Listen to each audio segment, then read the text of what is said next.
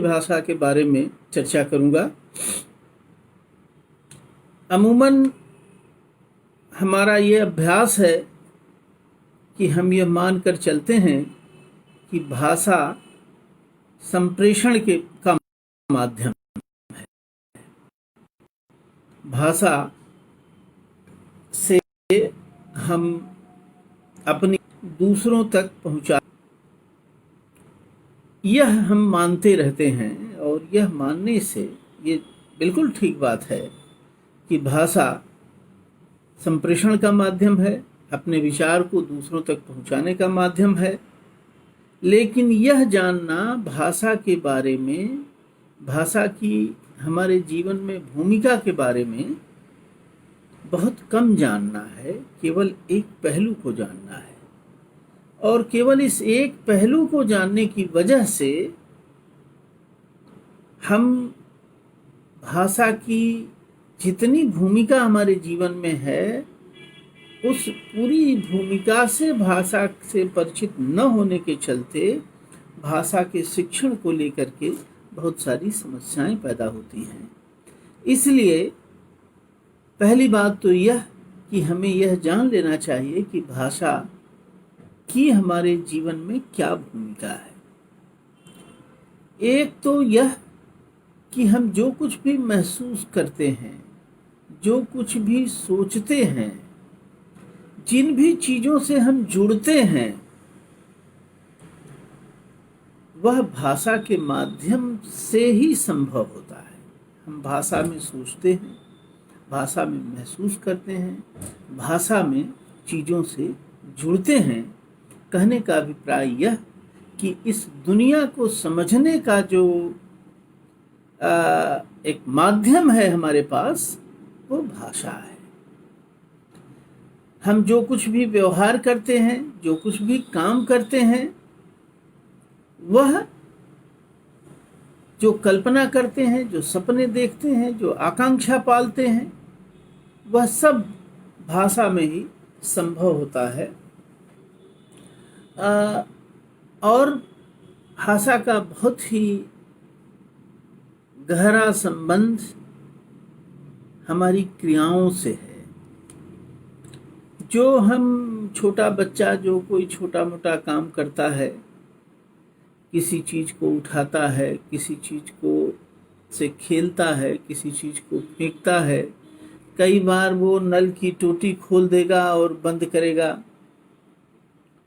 कई बार वो छतरी खोलेगा और बंद करेगा, खोलेगा और बंद करेगा।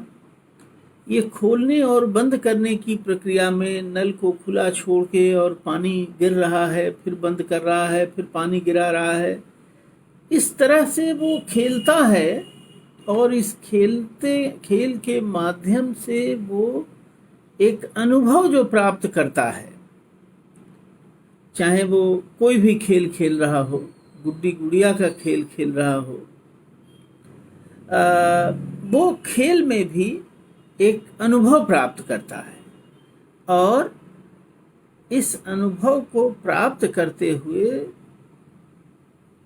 वह ये जानता है, या यह बात उसे स्वाभाविक रूप से पता चल जाती है कि इस अनुभव को भाषा में सुरक्षित रखा जा सकता है। तो भाषा की भूमिका उस अनुभव को, जो क्रिया के दौरान कोई व्यक्ति अनुभव करता है, उसे भाषा में सुरक्षित करने में मदद मिलती है। इसी तरह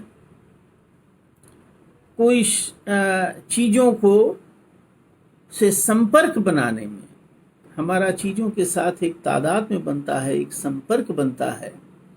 ऐसे शब्द हमारी उसमें मदद करते हैं। एक किसी वस्तु को हमने देखा और उस वस्तु को किसी शब्द विशेष से हमने संबोधित किया, तो यह संबोधन और उस वस्तु के साथ हमारा जो जुड़ाव है, वह जुड़ाव उस वस्तु से हमारा एक निजी संबंध बनाता है। इसीलिए ऐसे शब्द जो हमारे अनुभव में नहीं आते, या हमारे आसपास के परिवेश के, ये सारी बातें मैं बच्चों के संदर्भ में कर रहा हूँ। तो हमारे आसपास के परिवेश में जो चीजें दिखाई नहीं देती हैं या जो हमारे अनुभव से नहीं जुड़ती हैं, वो शब्द बच्चों के लिए या हमारे लिए व्यर्थ होते हैं। इसीलिए आप देखें तो बिल्ली है, चूहा है, हाथी है, सेब है, अमरूद है, संतरा है, ये जो चीजें हैं जो बच्चे के जीवन में वस्तु के रूप में आती हैं, उन वस्तुओं को, उन क्रियाओं को बच्चा शब्दों के माध्यम से उनसे जुड़ता है, उनको आत्मसात करता है। तो भाषा का एक बहुत गहरा संबंध हमारी क्रियाओं से है। हिंदी के एक बहुत ही मानिंद कवि हैं त्रिलोचन, उनकी एक कविता है। इस बात को समझने में इस कविता से मदद मिलेगी। सब कुछ सब कुछ सब कुछ सब कुछ सब कुछ भाषा। भाषा की अंजुल से मानव हृदय टो गया कवि मानव का। भाषा की अंजुल से मानव हृदय टो गया कवि मानव का। जगा नया नूतन अभिलाषा। भाषा की लहरों में जीवन की हलचल है। ध्वनि में क्रिया भरी है और क्रिया में बल है। तो भाषा का संबंध हमारी क्रियाओं से है। अब होता क्या है, जैसे मैंने कहा कि बच्चा नल खुला छोड़ देता है तो हमको लगता है कि ये पानी बर्बाद कर रहा है, और नल से पानी गिरता है और उसकी एक आवाज़ आती है, और आप ध्यान दें तो ऐसा करते समय बच्चा कुछ बोलता रहता है, कुछ अपने में गुनता रहता है, और यह गुनने के क्रम में वह अपने उस अनुभव को भाषा की तिजोरी में बंद करता चलता है, सुरक्षित करता चलता है। जैसे हम कंप्यूटर पर टाइप करते हैं और टाइप करते हुए सेव का बटन दबाते चलते हैं, वैसे ही बच्चा जब कोई नया अनुभव प्राप्त करता है तो उस अनुभव को अपनी भाषा में, अपने शब्दों में, अपने ढंग से दर्ज करता चलता है। लेकिन होता यह है कि घरों में कई बार यह सोच करके कि ये बच्चे के हित में नहीं है, मान लो कि वो छाता बार बार खोल रहा है, बंद कर रहा है, या बिजली का स्विच बार बार दबा रहा है, उसको ये बात चकित करती है कि यहाँ हमने स्विच दबाया, उधर लाइट जली, तो बार बार उसको दोहराता है और दोहरा करके उसको आत्मसात करता है। तो फिर गार्जियन को लगता है, अभिभावक को लगता है कि कहीं बिजली से बच्चे को नुकसान न हो जाए, तो बच्चे के नुकसान के डर में या चीज़ों के नुकसान के डर में बार बार अनुभव की इस प्रक्रिया पर पाबंदी घर में लगती है। यह पाबंदी कई बार कई परिस्थितियों में स्कूल में जाने पर और ज़्यादा लग जाती है। तो भाषा का शिक्षण करते समय हमें यह ध्यान रखना चाहिए कि भाषा केवल अभिव्यक्ति का माध्यम नहीं है, केवल संप्रेषण का माध्यम नहीं है, बल्कि इस समूचे जीवन को जीने का एक उपाय है। जीने के जितने अनुभव हैं, सोचने का, विचारने का, महसूस करने का, ये सब हम भाषा में करते हैं। तो और इसका भाषा की सीखने की प्रक्रिया हमारी क्रियाशीलता के साथ समानांतर चलती रहती है। इस समानांतरता को हमें समझना होगा और इस समानांतरता को समझ करके ही हम भाषा के शिक्षण का काम अच्छी तरह कर सकते हैं। ये आप ध्यान देंगे तो छोटा बच्चा कुछ भी करता है और करते हुए उसकी एक कमेंट्री करता रहेगा, कुछ बोलता रहेगा। जैसे मान लीजिए कि गुड्डा गुड्डी का खेल खेल रहा है तो वो कहेगा कि अब गुड्डे को भूख लग गई है, इसे दूध पिलाना चाहिए, या इसे खाना खिलाना चाहिए, या इसे अमरूद खिलाना चाहिए, या गुड़िया को सजाना है, इसे भी गुड़िया को भी तो मन होगा कि उसे अच्छी तरह सजाया जाए, उसे अच्छे कपड़े पहनाए जाएं, उसे अच्छी चूड़ी पहनाई जाए या अच्छा गहना पहनाया जाए। तो एक कमेंट्री बच्चा करता रहता है और इस कमेंट्री करने के दरमियान वो अपने क्रियाशीलता को एक दिशा देने का काम करता है। तो इस रूप में भाषा की भूमिका हमारे जीवन में है कि वो अपनी भाषा के माध्यम से अपने अनुभवों को, अपने काम करने को एक गति देता है, एक दिशा देता है। कभी कभी अगर हम ध्यान दें, बच्चे को खेलते हुए देखें, अकेले बात करते हुए सुने, तो यह जो बात करना है वह भाषा में अपने जीवन को, अपने जीवन के सरोकारों को निर्मित करना है। एक उम्र में बच्चे शब्दों के शब्द भी बच्चों के लिए एक खिलौने की तरह आते हैं और वो शब्दों के साथ तरह तरह से तोड़फोड़ करता है। इसलिए आप देखें कि बहुत सारे जो बच्चों के खेल के गीत होते हैं, जिसको हम एक राइम वगैरह कहते हैं,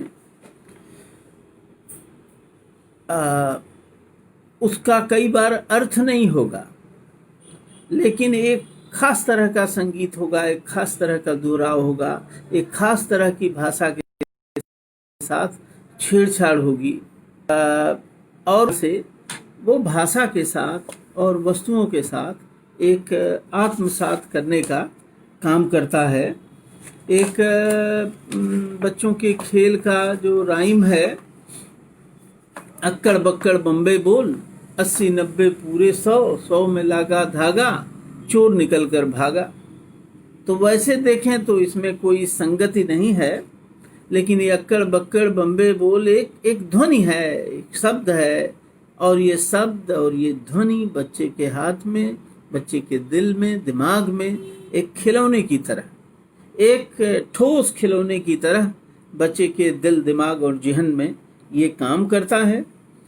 और कई बार बच्चे बहुत सवाल पूछते हैं कि ये क्या है, तो ये कैसे हो रहा है, तो ये क्यों हो रहा है।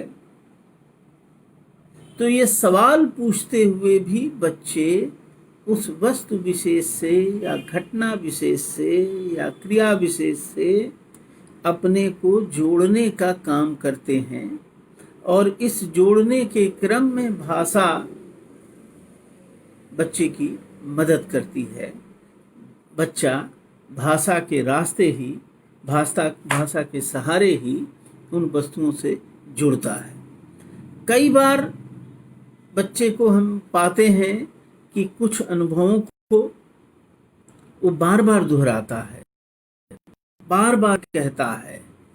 तो बार बार कहता है, जैसे किसी चीज से डर लग गया उसे, तो अपने डर के औचित्य को सिद्ध करने के लिए उन बातों को खूब बढ़ा चढ़ा के भी कहेगा, खूब आश्चर्य मिश्रित ढंग से कहेगा, और इस कहने की प्रक्रिया में उस डर के साथ, उस भय के साथ वह अपना एक दिलो दिमाग में एक तालमेल बैठाएगा। कोई चीज कैसे हो रही है, पानी कैसे बरस रहा है, पानी क्यों बरसता है, एक जो कुछ भी हमारे पास घटित हो रहा है,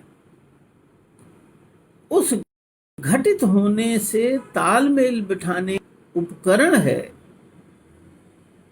भाषा प्रदान करती है बच्चे को।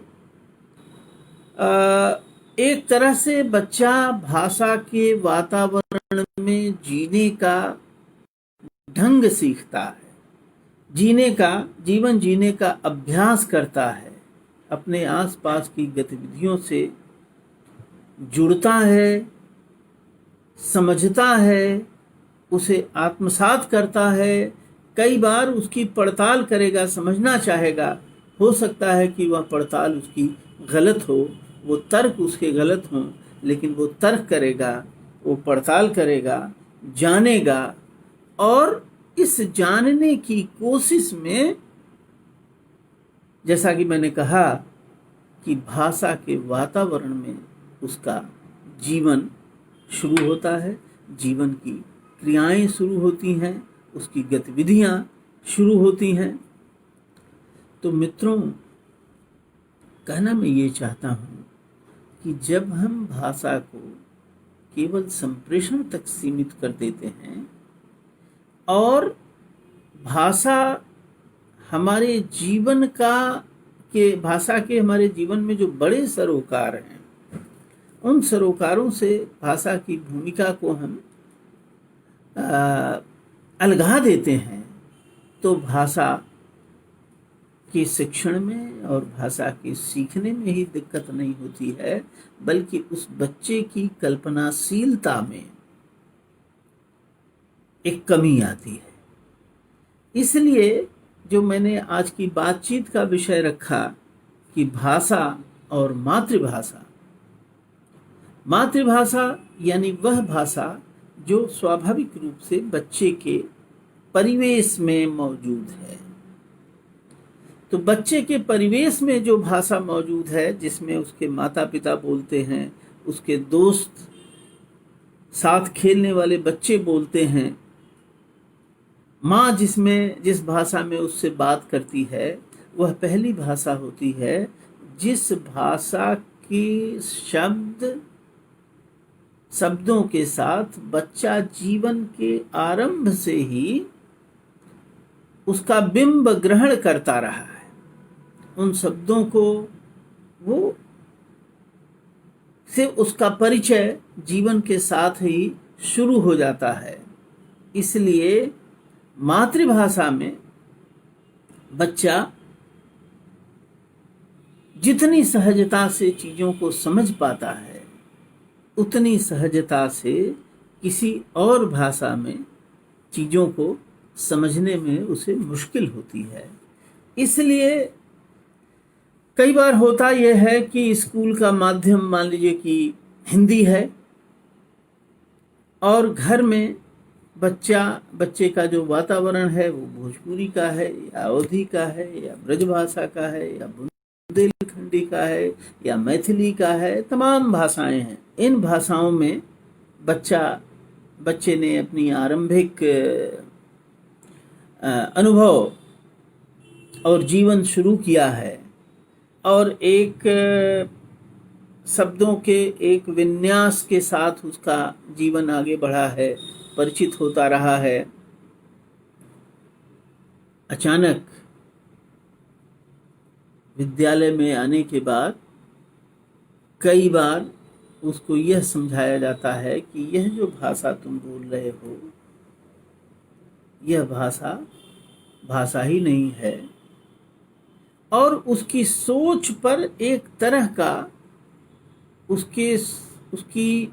उसकी सोचने की क्षमता और उसकी कल्पनाशीलता और उसकी सृजनशीलता जो एक स्वाभाविक ढंग से मातृभाषा में विकसित हो रही थी, उस पर अचानक ब्रेक लगता है, और एक दूसरी भाषा, वो चाहे हिंदी हो और चाहे अंग्रेजी हो, चाहे और कोई भाषा हो, जब आती है तो सवाल केवल भाषा सीखने का नहीं रह जाता, सवाल उसकी कल्पना और सृजनशीलता के साथ तालमेल बैठाने में एक एक एक एक बाधा पैदा होती है। इसलिए कोई ऐसा तरीका निकालना चाहिए जिस तरीके में हम बच्चे को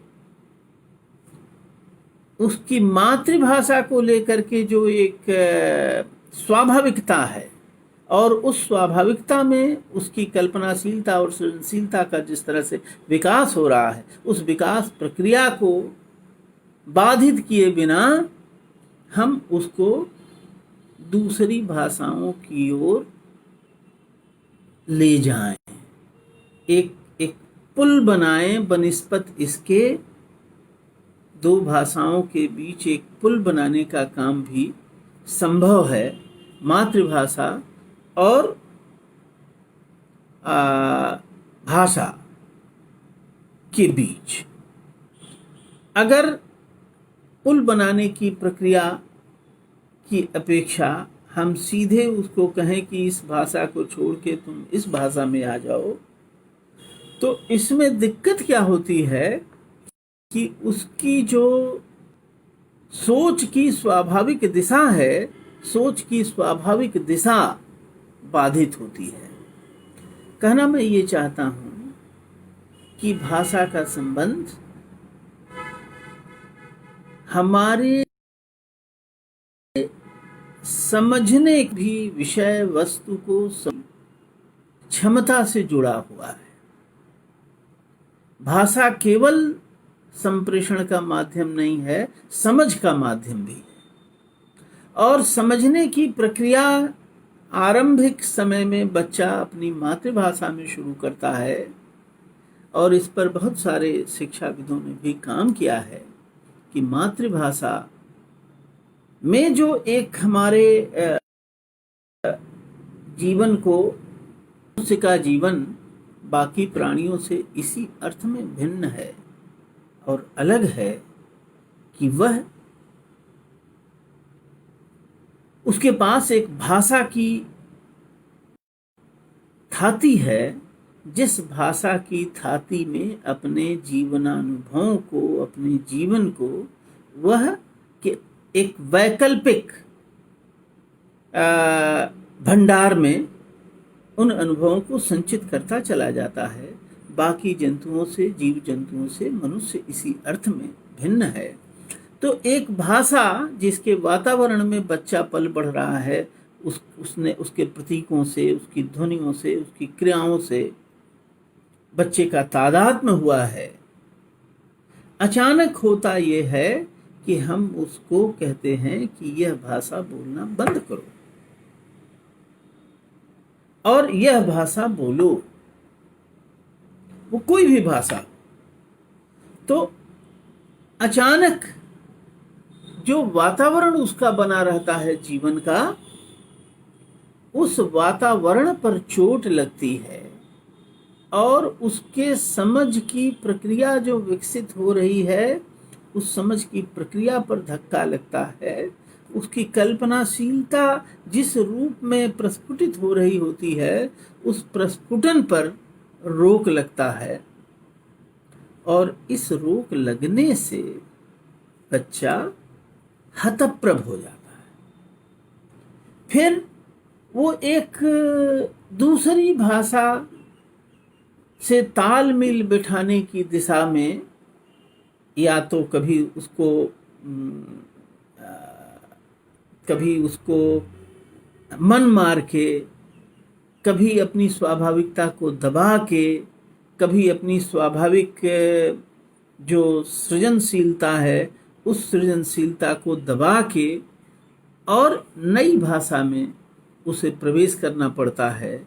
और जिस तरह का तालमेल उसका अपनी मातृभाषा से बना रहता है, उस तरह का तालमेल दूसरी भाषा से बन नहीं पाता। और होता यह है जैसे हम एक पौधे को एक जगह हमने लगाया और पौधा विकसित हो रहा है, फिर हम उसको उखाड़ करके दूसरी जगह जब लगाते हैं तो खास सावधानियां हमें बरतनी पड़ती है। अगर ये सावधानी हम न बरतें तो एक जगह से उखाड़ करके दूसरी जगह ले आके लगाने में जिस तरह से पौधे का जीवन सुरक्षित नहीं है, पौधे का विकास सुरक्षित नहीं है, पौधे का पुष्पित और पल्लवित होना सुरक्षित नहीं होता है, उसी तरह एक भाषा से दूसरी भाषा में अगर हम उखाड़ कर ले जाते हैं तो बच्चे की जो कल्पनाशीलता है, उस कल्पनाशीलता पर, उसकी समझदारी पर बहुत असर पड़ता है। इसलिए भाषा शिक्षण के समय यह एक बात हमें ध्यान रखनी चाहिए। 2 भाषाएं, 3 भाषाएं, 4 भाषाएं, आदमी की जो क्षमता है उस क्षमता में ऐसा भाषा वैज्ञानिकों का कहना है और शिक्षाविदों का मानना है कि आदमी के पास इतनी क्षमता है कि वह अनेक भाषाएं सीख सकता है। लेकिन अनेक भाषाएं सीखने के लिए या अनेक विषय वस्तुओं को सीखने के लिए एक भाषा में उसकी जड़ों का मजबूत होना जरूरी है।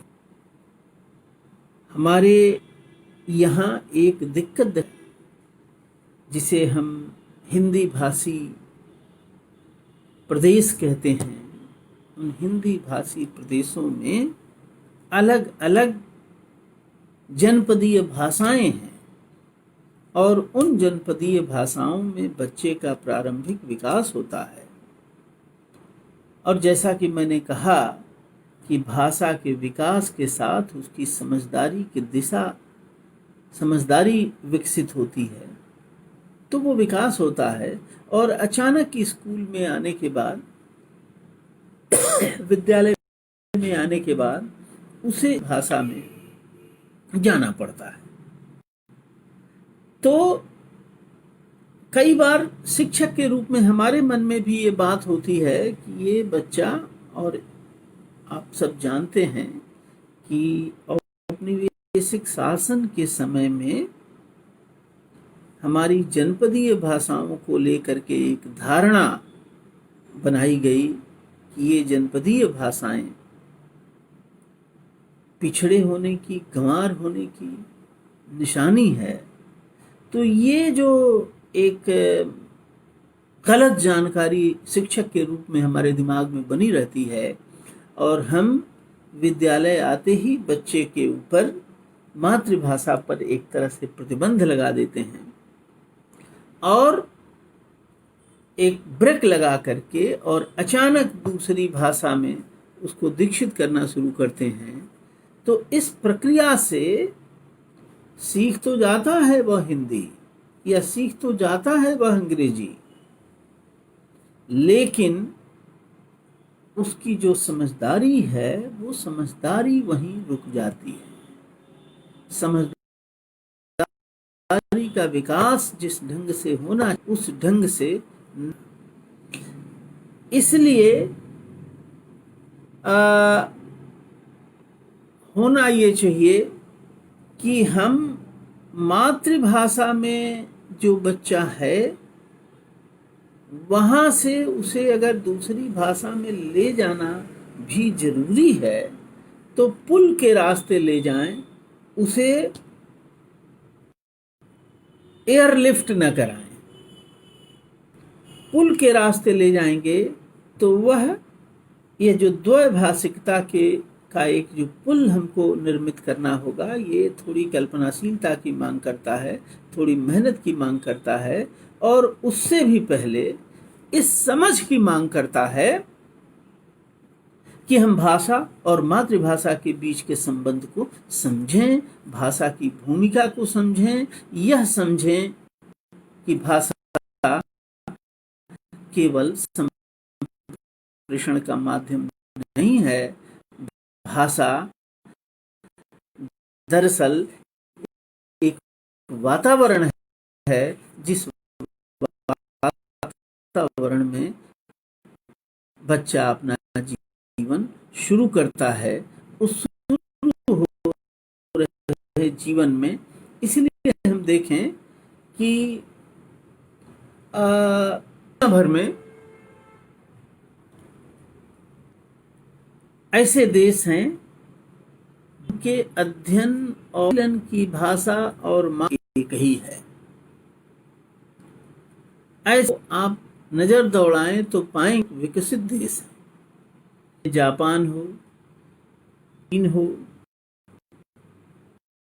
चाहे फ्रांस हो, चाहे जर्मनी हो। इन सारे देशों में और भी बहुत सारे उदाहरण हम देख सकते हैं जिनको हम विकसित देश के रूप में जानते हैं।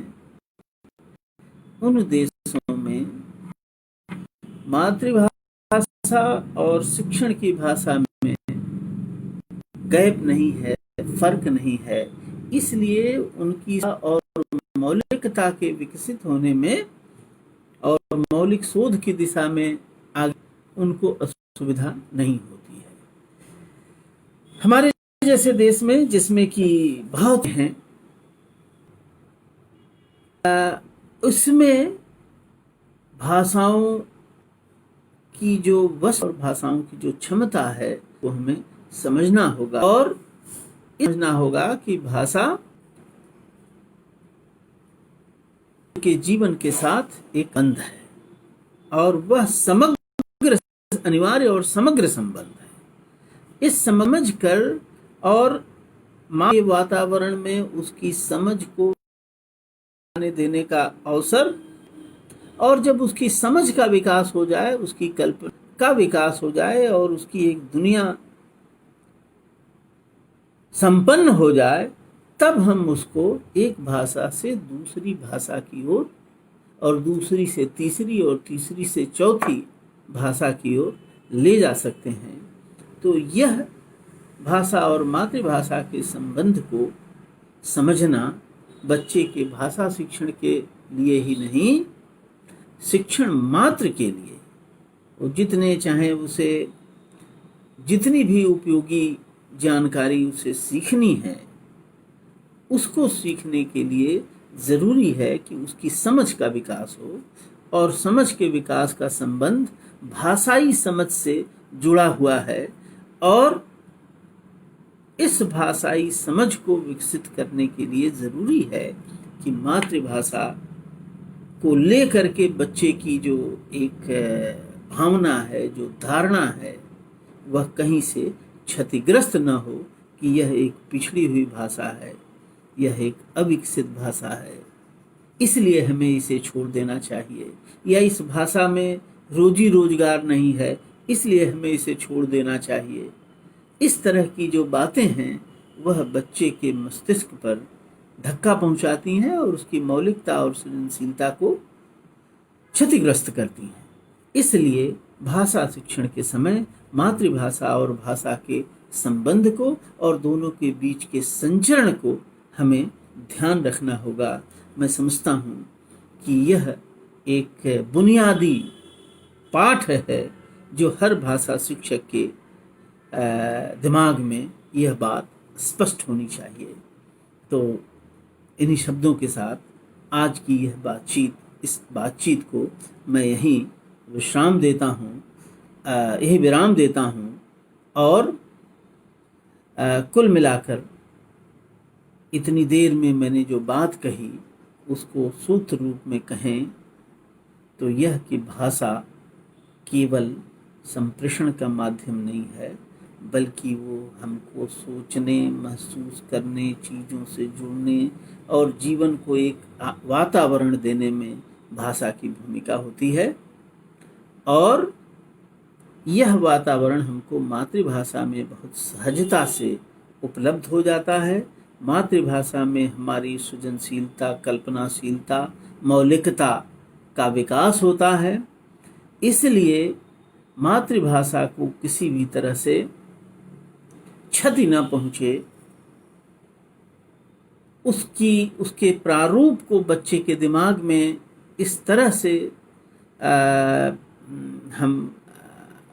से उसका जो एक बना हुआ प्रारूप बच्चे के दिलो दिमाग में है, उस प्रारूप को बनाए रखते हुए उसे दूसरी भाषा की ओर अगर ज़रूरी है ले जाना तो ले जाएं। इन्हीं शब्दों के साथ मैं अपनी ये बात